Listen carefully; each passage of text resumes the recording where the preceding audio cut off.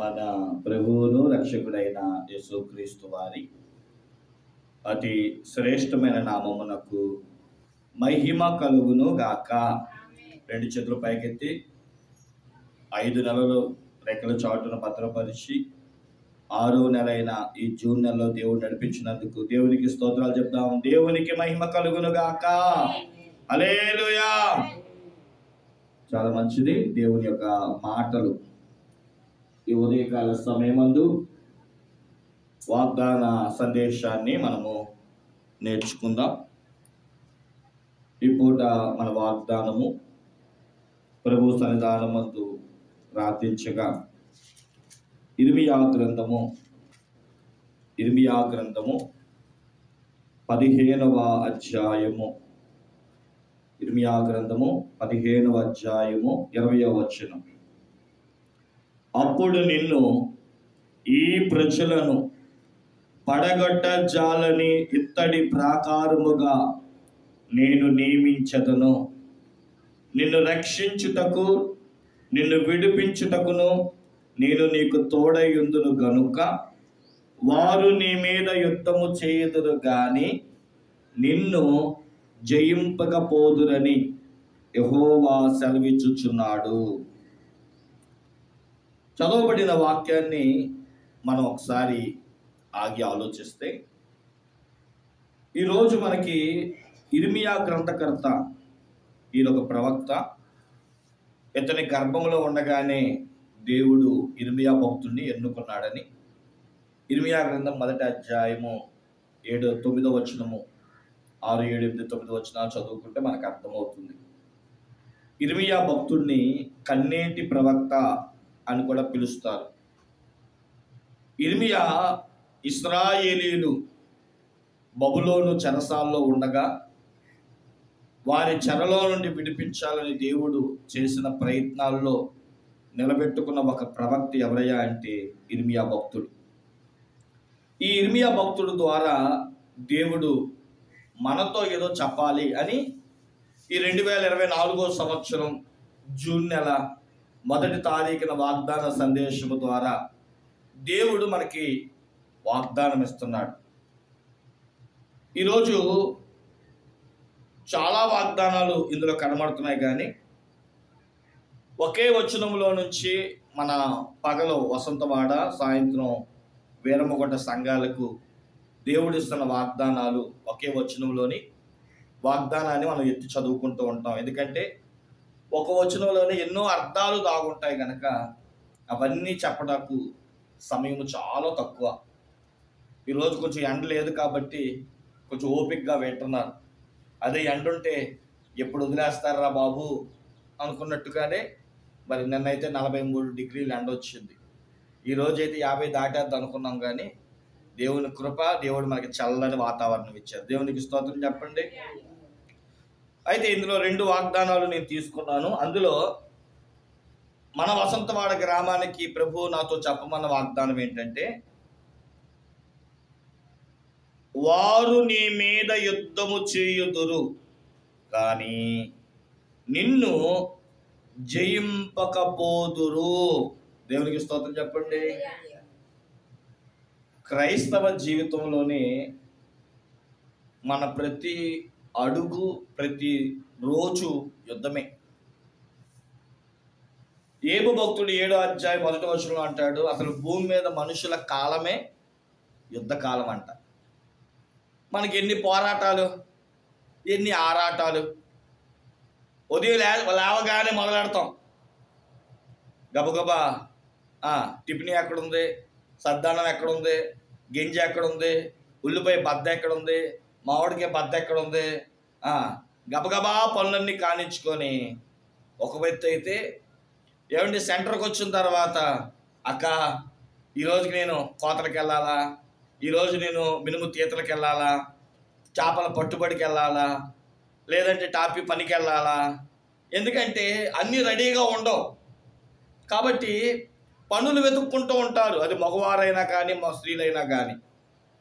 ఎందుకంటే పూటి కోసం కోటి విద్యలు గడవాలి కదా మన బ్రతుకులు. ప్రియులారా, ఈరోజు రూపాయి లేకపోతే ధనం లేకపోతే మన మొహం ఎవరు చూడట్లా. కాబట్టి మన దినాల్లో ప్రియులారా ఎన్నో యుద్ధాలు జరుగుతూ ఉంటాయి. మనకి ఇక్కడ తక్కువ కానీ కొండ ప్రాంతంలో ఏదో కొట్టుకుంటారంట, నేను వెళ్తా అని చెప్పి. యుద్ధం పనుల పాటల్లో యుద్ధం, బిందులు కాడ మంచినీళ్ళ కాడ యుద్ధం. ఉన్నాయా ఇవన్నీ యుద్ధాలు?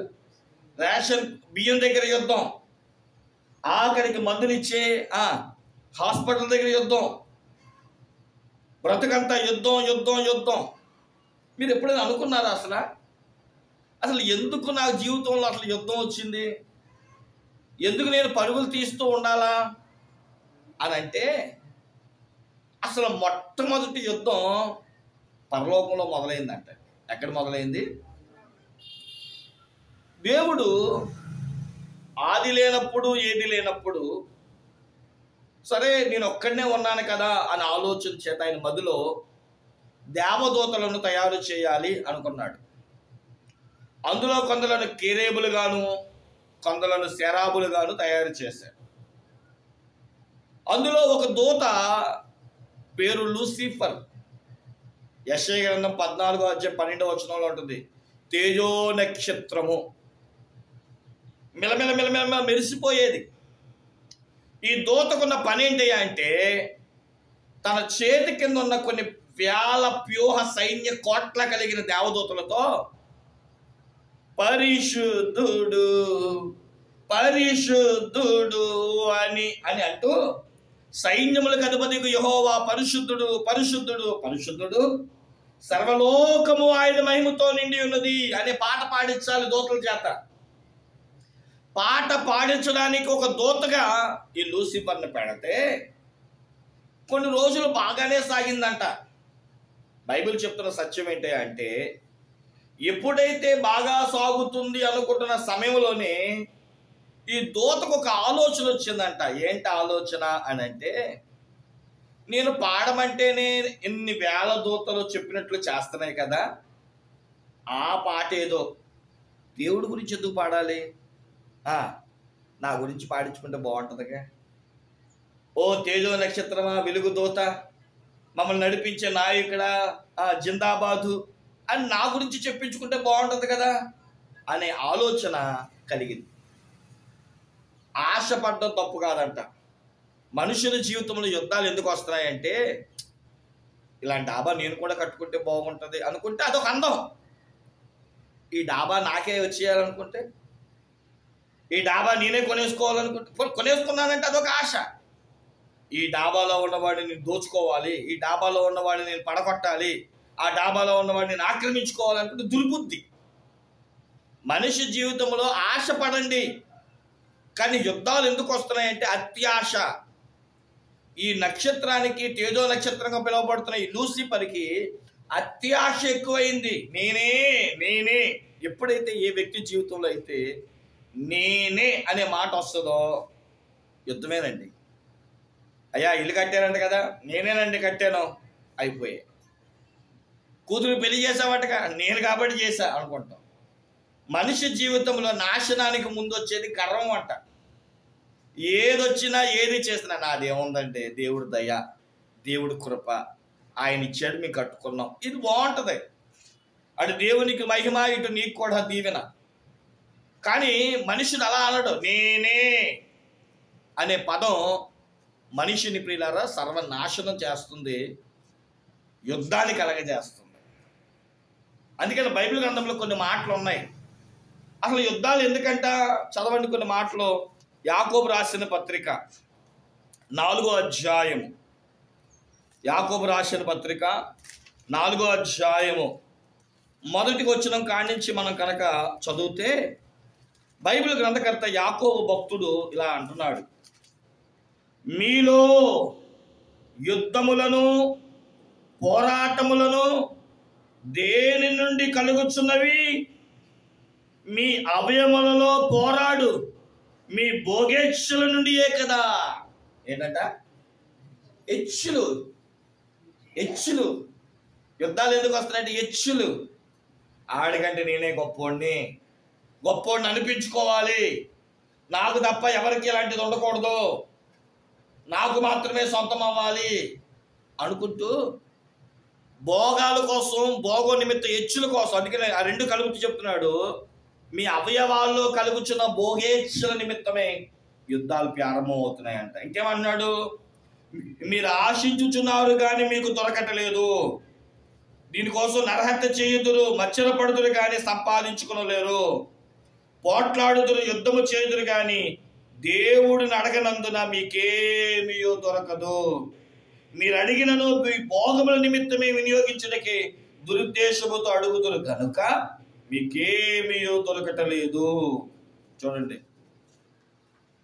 యుద్ధాలు ఎందుకు వస్తున్నాయంట? భోగేచ్ఛల నిమిత్తం. మనందరికీ తెలుసు, ఎంతోమంది రాజులు, ఎంతోమంది రాజ్యాలు పోగొట్టుకున్నారు, కాలు చేతులు పోగొట్టుకున్నారు. కారణం యుద్ధం. అంతెందుకండి, అలెగ్జాండర్ ది గ్రేట్ మహారాజు, ఈ మహారాజు తన దేశంలో ఉండగా తన మనసుకు ఒక ఆలోచన వచ్చిందంట, ఈ ఒక్క దేశమే నేను ఎందుకు గెలవాలి, ఈ ఒక్క దేశమే నేను ఎందుకు పరిపాలన చేయాలి అని చెప్పి ఆ గ్రీకు సామ్రాజ్యాన్ని వదిలిపెట్టి ఇథోపియా అని చెప్పి ప్రియులారా ఆ చుట్టుపక్కల ఉన్న దేశాలన్నిటి మీద యుద్ధం చేశాడు. మనసుకు కుదుట పడల, నేను ఎలాగైనా సరే ఈ మొత్తం దేశాలన్నింటినీ గెలవాలని చెప్పి ఏమండి మన భారతదేశానికి కూడా వచ్చాడంట. భారతదేశంలో మరి ముంబాయో ఢిల్లీయో నాకు అంతగా ఐడియా లేదు, కానీ ఆ ప్రాంతానికి వచ్చాడు. ఆ ప్రాంతానికి వచ్చి ఆ రాత్రి అంట దోమలు కుట్టినాయి అంట. అతనికి ఏం కుట్టినాయి? దోమలు కుట్టినాయి అంట. ఆ దోమల్లోనంట విషపు జ్వరము, డెంగ్యూ, మలేరియా ఇలాంటివి అన్నమాట. ఆ రోజుల్లో డెంగ్యూ అంటే ఏంటో తెలియదు, మలేరియా అంటే ఏంటో తెలియదు. ఆ దోమ కాటుకి అనారోగ్య పాలయ్యాడంట. ఆ అనారోగ్యంతో అక్కడున్న సైనికులు, అక్కడున్న రాజ్యాధికారులు, రాజ్య వైద్యులు మీకు ఎంత డబ్బు కంటే అంత ఇస్తానని బాగు చేయండి అన్నారంట. ఎవరి వల్ల అవుతుంది బాగు చేయడం? అలా అలా అలా అతను క్షీణించి మన దేశంలోనే చనిపోయాడు. ఆయన చనిపోతూ 3 విషయాలను ఖండించి చెప్పాడు. ఒకటి ఏ డాక్టర్లు అయితే ఇంత చదువులు చదివి నన్ను కాపాడలేకపోయారో ఆ డాక్టర్లు నా శవాన్ని మొయ్యాలి అన్నాడంట. ఓకే. రెండవది, ఏ బంగారం కోసమైతే, ఏ వజ్రాల కోసమైతే, ఏ వైడూర్యాల కోసమైతే ఇంతగా ప్రాకులాడి డబ్బు డబ్బు డబ్బు అనుకున్నాను, ఆ డబ్బు నా శవం మీద ఇస్తారండి. మర్మరాలు ఇసురుతాం కదా, అలాగే డబ్బులు, వజ్రాలు ఇస్తారండి, వైడూర్యాలు ఇస్తారండి. ఎందుకు? ఏ సంపాదన? డబ్బు నాతో పాటు రాదు గనక నా శవం మీద ఇస్తారండి. మూడోది, నన్ను కప్పెట్టినప్పుడు నన్ను పడుకోబెట్టద్దు, నన్ను నిలువుగా సమాధి చేయండి, ఆ సమాధి పెట్టులోంచి నా 2 చేతులు పైకి పెట్టండి. ఎవరైనా అలెగ్జాండర్ మహారాజు సమాధిని చూసి ఏంట్రా చేతులు కనబడుతున్నాయి, ఒట్టి చేతులు ఉన్నాయి ఏంటి అని అడిగితే, అలెగ్జాండర్ మహారాజు ఎన్నో దేశాలు సంపాదించాడు, ఎన్నో డబ్బు సంపాదించాడు, ఎంత పేరు సంపాదించాడు, కానీ ఒట్టి చేతులతోనే వెళ్ళాడు అది తెలియడానికి నా చేతులు 2 పైకి పెట్టాడు. నిజంగా మనిషి జీవితంలో ఆశ అత్యాశగా మారి ఎవరి నాశనానికి, పతనానికి కారణం అవడం చేతనే యుద్ధాలు మొదలవుతున్నాయి. కాబట్టి ఈరోజు దేవుని వాక్యం సందేశం ఏదంటే, నీ మీద యుద్ధాలు జరుగుతాయి. క్రైస్తవ జీవితంలో 3 రకాలైన యుద్ధాలు ఉన్నాయంట. ఒకటి లోకం మీద యుద్ధం. నేను ఇలా ఉంటానంటే ఉండలేవు, నేను మందు తాగను అంటే వద్దయ్యా చాలా మంచిగా ఉండి అంటదా, ఏయ్ నువ్వు గొప్పోడివే ఏంట్రా తాగు, ఆ పలానా సూర్యుగాడు తాగట్లేదా, పలానా లచ్చిగాడు తాగట్లేదా, నువ్వు కూడా తాగు అని చెప్పి ఏం చేస్తుందండి? మందు తాగిచ్చేద్ది. వ్యసనాలని, ఖైనీలు, గుట్కాలు. ఈరోజు మనం లోకంతో పోరాడుతున్నాం. లోకం అంటది అలా కాదు, ఇలా బతుకు, సెల్ ఫోన్ లేకపోతే నువ్వు అసలు మగోడివే కాదు, ఫోన్ లేకపోతే నువ్వు మనిషిగా చూడట్లేదు ఈరోజు, డబ్బు లేకపోతే మనిషిగా చూడట్లేదు ఈరోజు, కొంతమంది అంటే లోకం కోసం బతుకుతున్నారు. అరే ఆడేమైనా అనుకుంటాడురా, అందుకని మన ఇంట్లో ఫ్రిడ్జ్ పెట్టించాలి.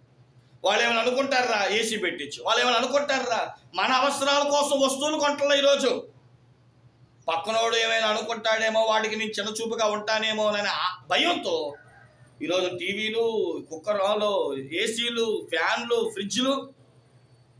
సిగ్గు వాళ్ళకి పనికి, సిగ్గుతో నన్ను ఏమైనా అనుకుంటాడేమో, నన్ను తక్కువగా చూస్తాడేమోనని చెప్పి ఈరోజు మనుషులంటే ప్రియులారా లోకంతో యుద్ధం చేయలేక ఎందుకు వచ్చిందా, తీసుకొచ్చి పడేరాదా, అయితే అయింది అప్పు, పనులు పని అప్పు, ఈఎంఐ కట్టుకునేనా అనుకుంటున్నా. ఫ్రిడ్జ్ వల్ల ఉపయోగం ఏంటి? ఏం ఉపయోగం లేదురా, కానీ లేకపోతే ఏమైనా అనుకుంటారేమో కదా. ఈరోజు మనిషిలా బతకడానికి ఇష్టపడలా. లేనిపోను సోకులు తగిలించుకుంటున్నారు. మేకప్లు, డ్రెస్ సెన్స్, మొబైల్ ఫోన్స్. ఆలోచించేద్దాం ప్రియుల. రెండవ యుద్ధం శరీరం మీద. చాలాసార్లు అనుకుంటాం ఈ 40 రోజులు ఉపవాసం ఉంటే బాగుంటుంది కదా. అయ్యగారు వాగ్దాన సందేశం చెప్తున్నారు, మధ్యాహ్నం 12 అయిపోద్ది, కాబట్టి 12 దాకా ఉపవాసం ఉండి దైవజనులు చెప్పే వాగ్దానాన్ని స్వతంత్రించుకోవాలి అనుకుంటాం. ఇంటికాడ అమ్మ, ఏమే టిఫిన్ చేయకుండా వెళ్తున్నావేంటి? అమ్మ నేను దేవుడి కోసం ఉండ, దేవుడు తినద్దన్నాడా అంటూ ఆవిడ నోరు మాటకి, తండ్రి నోటు మాటకి భయపడి, పిల్లల నోటు మాటకి భయపడి ఈరోజు తింటున్నాం. లోకం మీద యుద్ధం, శరీరం మీద యుద్ధం, మూడోది సాతాను మీద యుద్ధం.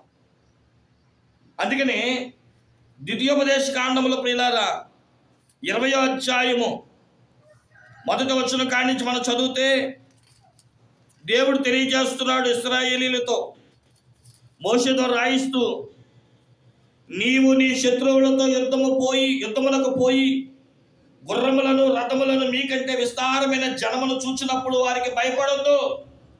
ఐగుప్తు దేశంలో నుండి మిమ్మల్ని రప్పించిన ఈ దేవుడైన యెహోవా నీకు తోడై ఉండెను. యుద్ధాలకు భయపడొద్దు, కష్టాలకు భయపడొద్దు, ఇబ్బందులకు భయపడొద్దు, దేనికైనా యుద్ధం వచ్చినప్పుడు భయపడొద్దు. అందుకే దావీదు అంటాడు, యుద్ధం ఎవరిదంట? యెహోవాది. యుద్ధము దేవునిదని నమ్మండి. రోమాపత్రికలో అంటాడు, అయ్యా యుద్ధం బయట చేస్తే బాగుండు, కానీ శరీరము ఆత్మ యుద్ధం చేయాల్సిన పరిస్థితి. ఎఫెసీ 6వ అధ్యాయం 10వ వచనంలో ఉంటుంది, అయ్యా కంటికి కనబడే శత్రువులతో యుద్ధం చేయాల్సిన పరిస్థితి. కానీ మనిషి జీవితం బట్టిగా ప్రతిరోజు యుద్ధమేనండి, ప్రతిరోజు యుద్ధమే. నాకున్న సమయాన్ని బట్టి ఒక 3 విషయాలు మీతో నేను మాట్లాడాలనుకుంటున్నాను. నేను ఆలోచించా, ప్రభువా ఈరోజు నేను ఏం చెప్పాలి ఈ యుద్ధం గురించి అన్నప్పుడు, రేపు జూన్ నెల 4వ తారీఖు వస్తే అసలైన యుద్ధం ఒకటి ఉందగా. ఇక 4వ తారీఖు అంతా పగల నుంచి సాయంకాలం దాకా ఎవరు ఈ సంవత్సరం ఈ నెలలో ఎవరు ముఖ్యమంత్రి, ఎవరు ప్రధానమంత్రి, అసలైన యుద్ధం. నేను సిద్ధం అనుకున్నారు. ఇప్పుడు జరుగుతుంది ఏంటంటే నాది యుద్ధం. నాకు అనిపించింది, ప్రభువా యుద్ధాన్ని గురించి ఎందుకు చెప్పమన్నావు? వారు నీ మీద యుద్ధం చేస్తారు, రైట్, బాగానే ఉంది, కానీ వారు జయించరని అంటున్నావు కదా. ఎందుకు జయించిన తర్వాత మాట్లాడుకుందాం. అసలు యుద్ధం నుండి మనం ఏ పాఠాలు నేర్చుకోవాలి? ఒకవేళ జయిస్తే యుద్ధం మనకు పాఠం నేర్పుతుంది. ఇప్పుడు ప్రతి కష్టం మనకు పాఠం నేర్పుతూ ఉంటుంది. నేను ఆలోచించా, ప్రభువా యుద్ధం చేయడం వల్ల మాకు ఉపయోగం ఏంటి అని అనుకుంటే, మనం కూడా చాలామంది మీద నోరేసుకొని పడుతూ ఉంటాం. కానీ ప్రతి యుద్ధంలో నేను గమనించింది ఏంటంటే, 1 స్టామినా, 2 కెపాసిటీ, 3ది వాడికి స్ట్రెంగ్త్. అంటే యుద్ధం చేస్తున్నప్పుడే తెలుస్తుంది ఎవరి మిత్రుడు ఎవరి శత్రువుడు. యుద్ధం చేసినప్పుడే తెలుస్తుంది ఎవడు మన దగ్గర మనతో ఉన్నవాడు, ఎవడు మన ఎదుట ఉన్నవాడితో కలిసిపోయేవాడు. యుద్ధం చేసేదాకా ఇక్కడే ఉంటారు. ఏదైనా కష్టం రాగానే, ఇబ్బంది రాగానే ఏమైపోతారండి? వెళ్ళిపోతారు. మనకెందుకు వచ్చింది అన్నట్టుగా. ఇప్పుడు ఈ ప్రపంచానికి అర్థం కావట్లా ఏంటంటే, అసలు మనోడెవడో పగోడెవడని. కానీ నీ జీవితంలో యుద్ధం జరిగితే అవతల పక్కవాడు స్టామినా ఏంటో అర్థమవుతుంది, నీ శక్తి ఏంటో కూడా నీకు. పదో పరీక్షలు రాసాం కదా పిల్లలు, ఇంటర్ డిగ్రీ రాశారు. ఆ రాయడం వల్ల ఏం తెలుస్తుందంటే, అరే వాడు చదువేంటో, వాడు ఎంత చదవగలడో, వాడుకున్న కెపాసిటీ ఏంటో, వాడి స్టామినా ఏంటో. ఆ పరీక్ష ఏం చెప్తుందంటే ముందుకెళ్ళాలా, అరే నాయన నీకు అంత కెపాసిటీ లేదు కానీ నువ్వు ఇక్కడే ఆగిపో, ఇక నీవు 10th క్లాస్ పాస్ అవ్వలేవు అని. ప్రతి యుద్ధం అయితే ముందుకైనా పంపిస్తుంది, లేదంటే అక్కడికే మనిషిని ఆపేస్తుంది. బైబిల్ గ్రంథంలో యుద్ధం చేయడం వల్ల మనమేంటో మనకు తెలుస్తుంది, ఎదుటివాడి యొక్క బలం ఏంటో కూడా తెలుస్తుంది. బైబిల్ గ్రంథంలో కొంతమంది జయించారంట యుద్ధంలో. వాళ్ళు జయిస్తూ ఒక పాఠాన్ని మనకి చెప్పి వెళ్ళిపోయారు. యుద్ధం ఎందుకో దాని నుండి మనం ఏం తెలుసుకుంటామో ఒక 2-3 విషయాలు మేము ముందు చెప్పి నేను ముగిస్తాను.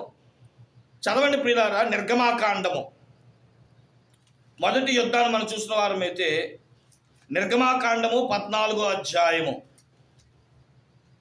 మీ అందరికి తెలుసు,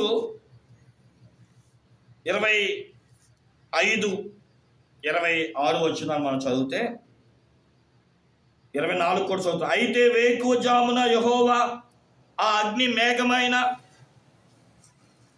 మేఘమయమైన స్తంభము నుండి ఐగుప్తీయులు దండు వైపు చూచి ఐగుప్తుల దండును కలవరపరిచి వారి రథచక్రములను ఒడదీనట్లు చేయగా వారు బహు కష్టపడి తోలుచుండిరి.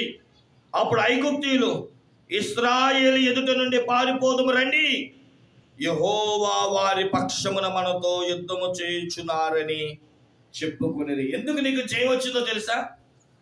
అవతల పక్కోడికి తెలిసిందంట, అరే వాడితో మనం గెలవలేం. ఎవరు వాళ్ళు? దేవుని పెట్టాడు. ఎవరంటండి? ఇశ్రాయేలీల సర్వ సమాజము. 430 సంవత్సరాలు అంటండి ఇశ్రాయేలీలు ఐగుప్తీయుల యొక్క చెరసాల బానిసలుగాను వెట్టి చాకరీ చేయవారుగా మిగిలిపోయారంట. ప్రతిరోజు ఏడ్చారు. వారి ఏడుపులో నుండి పుట్టాడు మోషే. మోషేని దేవుడు పెద్దవాడిని చేసి ఆ మోషేని దేవుడు ఇశ్రాయేలీల పక్షంలో నిలబెట్టి 10 అద్భుతమైన కార్యాలు చేశాడు. దాన్ని 10 తెగుళ్ళు అని కూడా మనం పిలుస్తూ ఉంటాం. ఎట్టకేళ్ళకు 10వ తెగుళ్ళైన పెద్ద కుమారుని యొక్క వధ ఇశ్రాయేలీల బానిసత్వం నుండి విడిపించబడ్డారు. సరే, ఫరో అంటాడు, మీరు ఇక్కడి నుంచి వెళ్ళిపోండి, 430 సంవత్సరాలు మీరు మాతోనే ఉన్నారు కాబట్టి మీరు ఇక్కడి నుంచి వెళ్ళిపోండి అంటాడు. సరే, అందరూ తట్టాబుట్టా సర్దుకొని వెళ్ళిపోతారే, ఎటు వెళ్దాంరా? అరే ఇలాగా ఎర్ర సముద్రం మీద వెళ్దామని దేవుడు చెప్తున్నాడు, అటు వెళ్దామంటే వెళ్ళారు. వెళ్ళమని చెప్పిన ఫరో వెళ్ళమని చెప్పి, అరే రథాలందరూ సిద్ధం చేయండి, వాళ్ళ మధ్యలోనే చంపేద్దాం అని కుయుక్తి చేత రథాలు సిద్ధపరిచాడంట. ఇశ్రాయేలీలు ఎర్ర సముద్రం దగ్గరికి వచ్చారు. ఎర్ర సముద్రం 2 వైపుల కొండ, వెనకాల చూస్తే సైన్యం, ఐగుప్తు సైన్యం. ఏం చేయాలో తెలియలా. అయ్యా యుద్ధం చేయడానికి మా దగ్గర కత్తులు లేవు, బల్లాల్లో ఏమీ లేవు, ఒట్టి కర్ర చేత పట్టుకొని వచ్చాం, మేమైతే యుద్ధం చేయలేం, యుద్ధము చేయగలిగిన దేవుడా మీరే మా పక్షాన యుద్ధం చేయండి అంటే దేవుడు అంట ఒక మేఘాన్ని పంపించి, ప్రియులారా, ఇశ్రాయేలీలకును ఐగుప్తీయులకు మధ్యన నిలిచిందంట ఆ మేఘం. ఆ మేఘం నిలవగానే వీళ్ళకేమో వెలుగు వచ్చింది, వాళ్ళకి చీకటి వచ్చిందంట. ఆ మేఘపు వెలుగులో వీళ్ళు నడుస్తున్నారు, చీకట్లో వారేమో ఎటు వెళ్ళాలో తెలియట్లా. వాళ్ళు అనుకున్నారు, అరే పగలొస్తే ఈ మేఘం వెళ్ళిపోద్ది అని. ఐగుప్తీ సర్వ సమాజం ఏం చేసిందంటే ఆ రాత్రి అలాగే ఉంది, ఎంతసేపు ఉంటుంది ఈ మేఘం ఉన్నాయని. తెల్లారైనా సరే ఆ మేఘం వీళ్ళ కదలనివ్వట్లేదంట. అప్పుడు ఐగుప్తీయులందరూ చెప్తున్న మాట ఏంటో తెలుసా? మనం వీరిని గెలవలేము, ఎవరు యుద్ధము చేయలేము, ముందుకెళ్ళాలని చూస్తే రథ చక్రాలు ఊడిపోయి వెళ్ళలేని పరిస్థితికి వచ్చేసాం, మనము యుద్ధము చేయలేము. ఎందుకు అనంటే వాళ్ళ దేవుడు వారి పక్షాన నిలబడి మనతో యుద్ధం చేస్తున్నాడు. మనిషితో యుద్ధం చేస్తే ఇంకో మనిషిని పంపించైనా యుద్ధం చేయగలం, కానీ దేవుడితో యుద్ధం చేయడం ఎవ్వడి వల్ల కాదండి. దేవునికి మహిమ కలుగును గాక. ఇక్కడ మనకేం తెలియజేయాలో తెలుసా? యుద్ధంలో మనం గెలవాలంటే దేవుని తోడు నీకు ఉందో లేదో చూసుకోవాలి. అలా చూడగలిగింది ఎప్పుడు అంటే కష్టాలలో. చెప్పండి, ఎప్పుడంట? కష్టాలలో.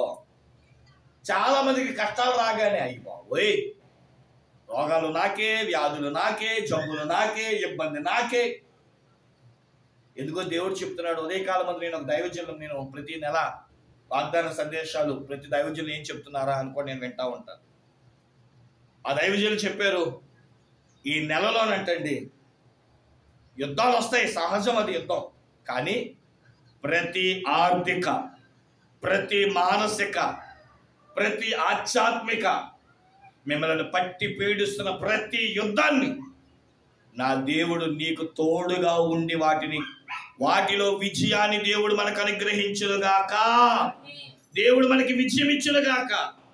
అది గెలవాలి. నీ అప్పుల సమస్య తీరిపోవాలంటే దేవుడు నీకు సహాయం చెయ్యాలి.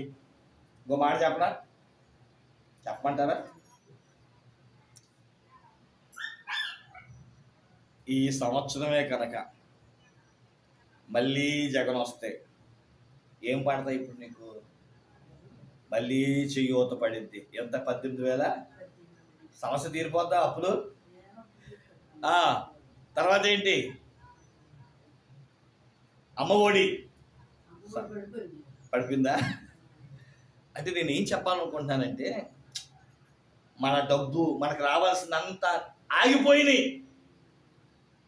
అలాగని చెప్పి నేను జగన్ గారి పక్షాన నిలబట్టలేదు. కానీ నేను చెప్పే మాట ఏంటంటే, ఒకవేళ కనుక గెలుస్తే మళ్ళీ డబ్బులన్నీ ఎలాగైతే పడిపోతాయో, ఎలాగైతే మళ్ళీ రావాల్సినంత వచ్చేస్తుందో, అలాగే దేవుడు ఈ నెలలోనంట మీకు ఎక్కడెక్కడ రావాలో డబ్బులు, అది జగన్ గారి గురించి కాదండి, నీకు ఎక్కడెక్కడ బాకీలు రావాలో, ఎక్కడెక్కడ ఎవడైతే నీకు బాకీలు ఇవ్వాలో, ఎవడెవడైతే నీకు డబ్బు ఇస్తానన్నాడో, దేవుడంట ఆకాశ వాకులు తెరిచి నీ సమస్తమైన అప్పులు, నీ సమస్తమైన రోగాలు, నీ సమస్తమైన వ్యాధులు, నీ సమస్తమైన జబ్బులు, నీ సమస్తమైన అక్కర్లు, నీకు ఏదైతే చూసి ఏడుస్తూ అయ్యా ఏంటి పరిస్థితి, ఏంటి పరిస్థితి, ఏంటి పరిస్థితి, ఎందుకు యుద్ధం, ఎందుకు యుద్ధం, ఎందుకు యుద్ధం అంటున్నావు, నా దేవుడు నీ పక్షమున నిలబడి నీకు తోడై నీకు విజయాన్ని ఇచ్చునుగాక.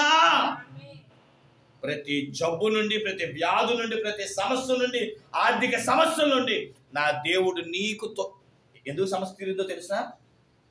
ఇంతవరకు దేవుడు కొంచెం పక్కకు తప్పుకున్నాడు. చూద్దాం ఎంతవరకు ప్రయాణిస్తారో చూద్దాం, ఎంతవరకు వెళ్తారో చూద్దాం, దేవుడా అని ఎప్పుడు పిలుస్తాడో చూద్దాం అనుకుంటూ పక్కన నిలబడ్డాడంట. కానీ నీకు సమస్య రాగానే పక్కకు తప్పుకునే దేవుడు కాదు. నీ ముందు నిలబడి నీ పక్షమున నీతో యుద్ధము చేయగలిగిన వాడు ఎవడైనా ఉన్నాడా అంటే అది నేను ప్రకటిస్తున్న జీవం కలిగిన దేవుడు. దేవునికి మహిమ కలుగును గాక. ఆటోమేటిక్ ఎదుటివాడికి తెలిసిపోవాలి, అరే వీళ్ళ పక్కన దేవుడు ఉన్నాడు, మనము ఏమీ చేయలేము. స్తోత్రం చెప్పండి. మరి ఎప్పుడు తెలుస్తుందంట? యుద్ధంలోనే తెలుస్తుందంట. యుద్ధంలోనే నిన్ను భయపెట్టాలని, నిన్ను వణికించాలని, నీ సమస్యలో ఇబ్బంది పెట్టేయాలని అనుకుంటున్న ప్రతి శత్రువుకి రోజు అర్థమవుతుందండి ఈ నెలలో. ఏమనంటే, రే ఇంతవరకు పలానా వాడు ఏంటో అనుకున్నాం, పలానా వ్యక్తి ఏవో అనుకున్నాం, కానీ ఇప్పుడు అర్థమవుతుందిరా, దేవుడు వాళ్ళ పక్షాన ఉన్నాడురా. అందుకనే రోమాపత్రిక 8వ అధ్యాయంలో ప్రేమ దేవుని పెట్టారా 28వ వచనం కానించి 32వ వచనం వరకు రాస్తూ అంటాడు, పరమదేవుండే నా పక్షమై ఉండగా నరుడేమి చేయగలడు, ఆ పరమదేవుండే నా ప్రక్కనే నిలవగా సాతానుడేమి చేయగలడు. దేవునికి మహిమ కలుగును గాక. ముంగుమూరి దేవదాసగిరి పాట రాశారు, శత్రువులు ఏం చేయగలరు, దెయ్యాలను ఏం చేయగలవు. ఎందుకో తెలుసా? ఎందుకంత తెలుసా అంటే దేవుడు నా పక్షాన నిలబడబోతున్నాడు. ఆ యుద్ధంలో తెలిసిందేంటో తెలుసా? రే దేవుడు లేడు అనుకున్నాం, వాడిని ఇబ్బంది పెడితే దేవుడు ఏం చేయలేడు అనుకున్నాం, కానీ దేవుడు ఉన్నాడు రా. ఈ నెలలో కనుక మీరు కరెక్ట్గా దేవుని పక్షాన నిలబడి, దేవుని కొరకు నిలబడి, దేవుని సన్నిధిలో నిలబడి అయ్యా అని ప్రార్థన చేయడం చాలు. ఈ నెలలో మీరు ఎన్నో గొప్ప కార్యాలు చూడబోతున్నాడు. దేవుడు వీడి పక్షాన ఉన్నాడు అని జనులు చెప్పుకోబోతున్నారు. దేవునికి మహిమ కలుగును గాక. ఆ ఇశ్రాయేలీల సర్వసమాజపు యుద్ధంలోనంటే ఎర్ర సముద్రంలో ఏమర్థమైందంటే అక్కడ ప్రజలకి, రే యుద్ధం మనం కత్తులు చూసి రథాలను చూసి జయించేద్దాం అనుకున్నాం, కానీ దేవుడు నిలబడితే కత్తులే పాటీరా, దేవుడు నిలబడితే రథాలే పాటీరా, దేవుడే వాళ్ళ పక్షాన్ని ఉంటే చెప్పండి, కోర్టు పనిచేయదు, లాయరు పనిచేయడని అర్థమైందిరా. దేవుణ్ణి సంపాదించుకుంటే చాలు, అన్నీ సంపాదించుకోవచ్చు. నేను ఈ మధ్యన ఓ భక్తుడు చెప్పిన కథ విన్నాను. నేను ఒక రోజంట ఒక ఆయన ఇంటి ముందు ముగ్గురు కూర్చున్నారంట, ముగ్గురు ముసలాలు కూర్చున్నారంట. పొద్దునుంచి అలాగే కూర్చొని సాయంకాలం అయిపోయింది. ఉండబట్టలేక ఆ ఇంటికల్లో వెళ్ళి, అయ్యా ఏంటి ఇక్కడ కూర్చున్నారు, మీకేమైనా ఇల్లు లేకపోతే సరే ఈ రోజు వచ్చి మా ఇంట్లో భోజనం చేయండి అని అన్నారంట. ఆ ముగ్గురు అన్నారంట, మాలో ఒకడే వస్తాడు.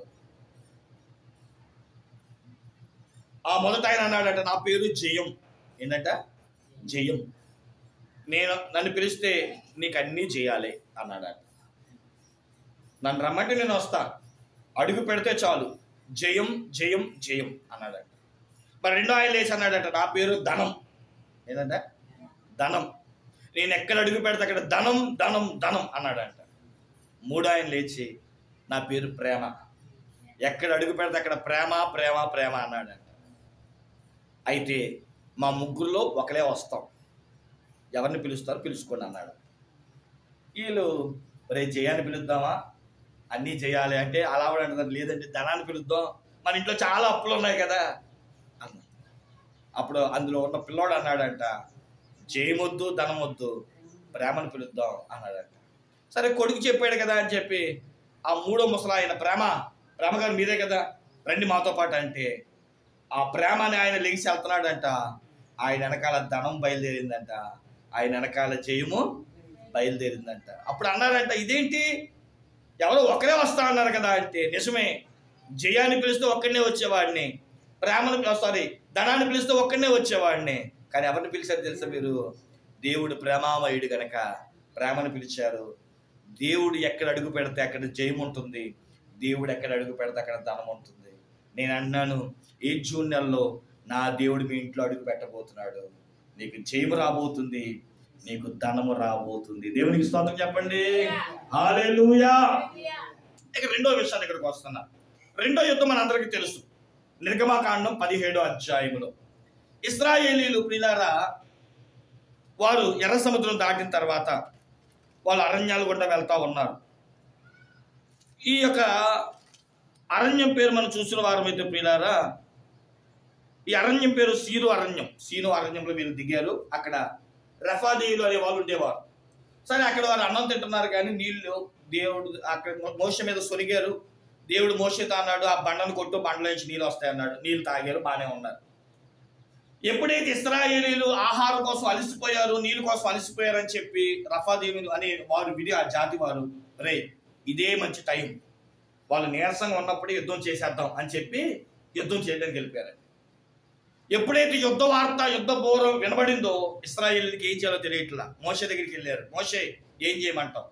వెంటనే మోషే అన్నాడు, మనం యుద్ధం చేయడం తప్పదు, అయితే యెహోషువ మన పక్షాన్ని యుద్ధం చేస్తాడు, యెహోషువ పక్షాన్ని మీరు అందరూ బయలుదేరండి. అయితే నేను మట్టిగా ఎత్తైన ఒక కొండ మీదకి వెళ్ళి చేతులు రెండు పైకెత్తి ప్రార్థన చేస్తా అని చెప్పాడు. సరే యెహోషువ వెళ్ళి యుద్ధం చేస్తూ ఉంటే మోషే వెళ్ళి కొండ మీద ప్రార్థన చేస్తున్నాడు. మోషే చేతులు ఎత్తిన ప్రతిసారి ఇశ్రాయేలు గెలిచారంటే, ఎంతసేపు ఎత్తాడు చేతులు? చేతులు దించిన ప్రతిసారి శత్రువులు గెలిచారంట. అప్పుడు మోషేకి అర్థమైంది, నేను చేతులు ఎత్తితేనే వీరికి దీవెన, నేను చేతులు ఎత్తితేనే వీరికి ఆశీర్వాదం అనుకుంటున్న సమయంలోనంట, ప్రియులారా ఆలోచన చేయండి, ఆ కొండ మీద కంట ప్రియులారా కుడివైపున ఒకడు, ఎడం వైపున ఒకడు వెళ్ళాడంట. వారు ఎవరయ్యా అంటే అహరోను, హూరు అనేవారు. వీళ్ళు ఏం చేశారంటే, అలా కాదు, అరే అహరోను నువ్వేం కుడి చేపట్టుకో, హూరు నువ్వు ఎడం చేపట్టుకో అని చెప్పి ఒక బండ మీద అంట అతను 2 చేతులు ఎత్తు పట్టుకుంటే బైబిల్ చెప్తుంది ఇశ్రాయేలు సర్వ సమాజము వాళ్ళు గెలిచారు. దేవునికి మహిమ కలుగును గాక. ఇక్కడ గెలవడానికి కలిగిన రెండవ కారణం ఏంటో తెలుసా? ప్రార్థన. చెప్పండి ఏంటంటే, నిజంగా క్రైస్తవ జీవితంలో ఎందుకు ఓడిపోతున్నావో తెలుసా? ప్రార్థన లేకనే. ఎంత ఎక్కువ ప్రార్థన చేస్తే అంత ఎక్కువ దీవెనలు. ఇప్పుడు చెప్పండి, మనం ఏం చేస్తున్నాం? ఖాళీ దొరికితే చాలు నిద్రపోతాం, ఖాళీ దొరికితే చాలు సోదేస్తాం. కానీ ఖాళీ దొరికినప్పుడల్లా ప్రార్థించే కుటుంబం ఉంటేనండి, అసలు బైబిల్ గ్రంథంలో నీ ప్రార్థన నాకు వినబడింది, నీ ప్రార్థన నా సన్నిధికి చేరింది అనే మాటలు ఉంటాయండి, అద్భుతమైన మాటలు. కానీ మనుషులకి ఈరోజు ప్రార్థన అనగానే విసుగు, ప్రార్థన అనగానే చిరాకు. అందుకే లూకాసు వార్త 18:1 అంటాడు, మీరు విసకక ప్రార్థన చేయండి. ప్రార్థన చేసినప్పుడు విసుగు రాకూడదు.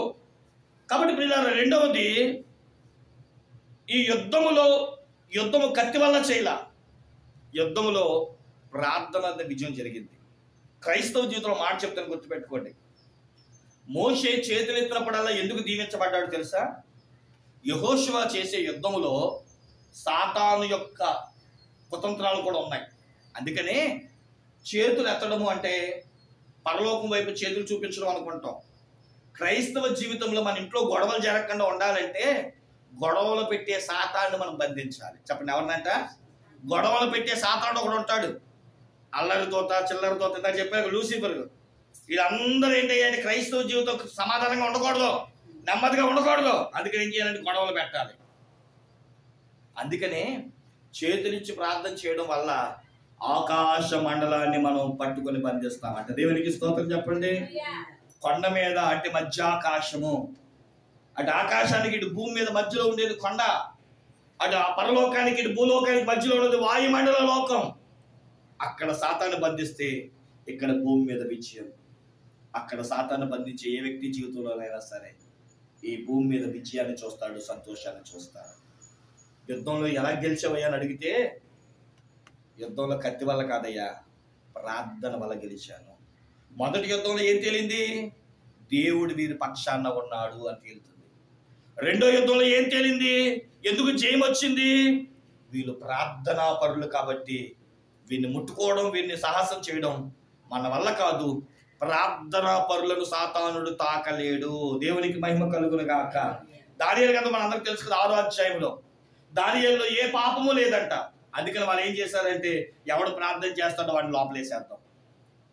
అందుకని ప్రార్థన చేయకుండా 30 రోజులు యెహోవాను దేవుడిగా కాకుండా మనిషిని దేవుడిగా చేశారు. నెబుకద్నెజరు దర్యావేషుని రాజుగా దేవుడిగా చేస్తే దానియేలు అంట ముమ్మారు ప్రార్థన చేసే అలవాటు కనుక, ఏమంటే యెరూషలేము వైపు చేతులెత్తి తలుపు తెరిచి ప్రార్థన చేసే అలవాటు ఉంది కనుక ప్రార్థన చేశాడు. ప్రార్థన చేసినందుకే సింహభూమిలో పడివేశాడు. కానీ విచిత్రం ఏంటో తెలుసా? దానియేలు పక్షాన ప్రార్థన ఉంది. ప్రార్థన విన్న దేవుడు యోధా గోత్ర సింహంగా నిలబడ్డాడు. సింహాలకే సింహం యోధా గోత్ర సింహం. దేవునికి స్తోత్రం కలుగును గాక. అందుకే దానియేలు అంట సింహం ఏం చేయలేదంట, ముట్టుకోలేకపోయిందంట. సింహం దానియేలు ఎందుకు ముట్టలేకపోయిందంటే, దానియేలు ప్రార్థనా పరుడు. ఆ ప్రార్థన ఆలకించిన యోధా సింహము దానియేలు పక్షంగా ఉంది. ఇక 3వ మాట చెప్పి నేను ముగించేస్తాను, మీకు ఇబ్బంది పెట్టున్నాను. మొదటిదేమో ప్రియులారా, రథాలు బట్టి గెలిచేద్దాం అనుకున్నారు, దేవుడు వారికి తోడుగా ఉన్నాడు. రెండోది, కత్తి పెట్టి గెలిచేద్దాం అనుకున్నారు, దేవుడు ప్రార్థన ఆలకించి వారి గొప్ప కార్యం చేశాడు. ఇక 3వది, ఈయన కూడా ఏమనుకున్నాడంటే, నేను గొప్ప బలార్జుని యుద్ధ వీరుడు అనుకున్నాడు, గొల్యాతు. మొదటి సమూయేలు గ్రంథం 17వ అధ్యాయం చదువుకుంటే ప్రియులారా, చిన్నప్పటి నుంచి యుద్ధం చేయడం నేర్చుకున్నాడట. యుద్ధంలో అనేక యుద్ధాల్లో పాల్గొన్నాడట గొల్యాతు. ఆ ఇశ్రాయేలు సర్వసమాజం దగ్గరికి వచ్చి అన్నాడు, అరే మీలో మగోడు ఎవడైనా ఉంటే రండిరా అన్నాడంట. మొదటి రోజు నుంచి 39 రోజులైందంట. అందరూ వణికిపోతున్నారంట వాడి గంభీరమైన గొంతుకి, వాడి వస్త్రధారణకి, వాడి యుద్ధ కవచాలకి. దావీదు లేచి అన్నాడంట, నేను అన్నాను అని. అరే ఆడుకొని యుద్ధాలు కవచాలు వేసాడు. అరే బాబు, యుద్ధ కవచాల వల్ల యుద్ధం గెలవలేదు. మరేంటి? నాకు నున్నని రాయి కావాలి. వెళ్ళాడు, యాలాలోయలో ఉన్న 5 నున్నని రాళ్ళు తీసుకున్నాడు. ఒక రాయిని ఒడిసిలో పెట్టుకొని గిర్రా గిర్రా తిప్పిస్తున్నాడు. గొల్యాతు నుదుటికి తగిలింది, పక్క బోర్లా పడ్డాడు. ఏ కత్తిని బట్టి కరివించాడు, ఆ కత్తితో ఆ తలని నరికాడు.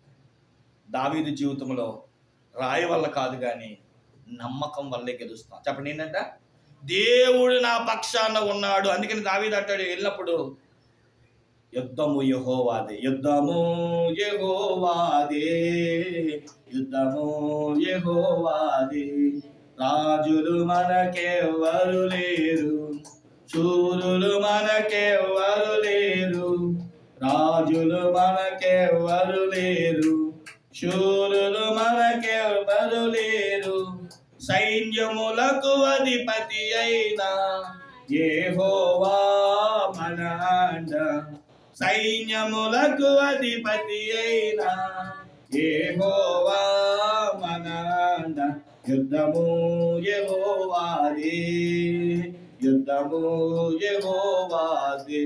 కాబట్టి ప్రియులారా, మొదట ఆయన రథాలతో యుద్ధం చేసేద్దాం అనుకున్నాడు, యెహోవా వాడికి తోడుగా ఉన్నాడని అర్థమైంది. రెండో వాడు కత్తితో యుద్ధం చేద్దాం అనుకున్నాడు. ప్రియులారా, దేవుని బిడ్డలారా, అక్కడ ప్రార్థన కత్తి కంటే పొదునైన విషయాన్ని అర్థం చేసుకున్నాడు. మూడవది, యుద్ధ కవచాలతో యుద్ధం చేసేద్దాం అనుకున్నాడు, కానీ విశ్వాసం అనే చిన్న రాయి చాలు మనిషిని పడగొట్టి తల నరికేస్తుందని, విశ్వాసం అన్నిటికంటే గొప్పదని అర్థమైపోయింది. ఈరోజు యుద్ధం చేస్తున్న నీకు దేవుడు అంటే ఏంటో అర్థం కావాలి, వాక్యం అంటే ఏంటో అర్థం కావాలి, సన్నిధి అంటే ఏంటో అర్థం కావాలి, సహవాసం అంటే ఏంటో అర్థం కావాలి, సన్నిధి అనుభవం అంటే ఏంటో నీకు అర్థం కావాలి, దేవుడిపై ఆనుకోవడం అంటే ఏంటో అర్థం కావాలి. అది అర్థమైన నాడు యుద్ధము గెలుపు నీదే, ఎవ్వరూ నిన్ను జయించలేరు. ఎంతో మంది మన మీద యుద్ధాలకు వస్తారు, ఎన్నో యుద్ధాలు జరుగుతాయి, కానీ ప్రతి యుద్ధములో నా దేవుడు నీకు విజయం ఇచ్చునుగాక. దేవుడి మాటలు దీవించునుగాక. ఎందుకంటే నీ కొరకు నా కొరకు కల్వరి శిలువలో యేసుక్రీస్తు సాతానుతో యుద్ధం చేశాడు. వాడి తలను చెదగొట్టి, సాతానా నీ మీద నేను గెలిచా అన్నాడు. రెండవది, మరణం మీద యుద్ధం చేశాడు. మరణమా నీ ముళ్ళు ఎక్కడా అన్నాడు. పాతాళంతో యుద్ధం చేశాడు, పరలోకాన్ని మనకి ఇచ్చాడు. కాబట్టి ప్రియులారా, దేవుని బిడ్డలారా, నేనేం సంపాదించుకోవాలనుకుంటున్నావేమో, ఆయన సన్నిధానమందు ప్రార్థన చేయి, సహవాసంలో ఉండు, సన్నిధిలో ఉండు, ప్రతి దినం దైవ సన్నిధి కార్యక్రమాలు జరిగించు, ఇంట్లో కూర్చొని కాసేపు ప్రార్థన చేసుకుంటా ఉండు. అన్ని విషయాల్లో నా దేవునికి జయాన్ని ఇచ్చి, తన ఆశీర్వాదాన్ని దీవెన్నో, తన జయాన్ని మనందరికి అనుగ్రహించును గాక. దేవుడి ఇచ్చిన వాక్యాన్ని దీవించును గాక.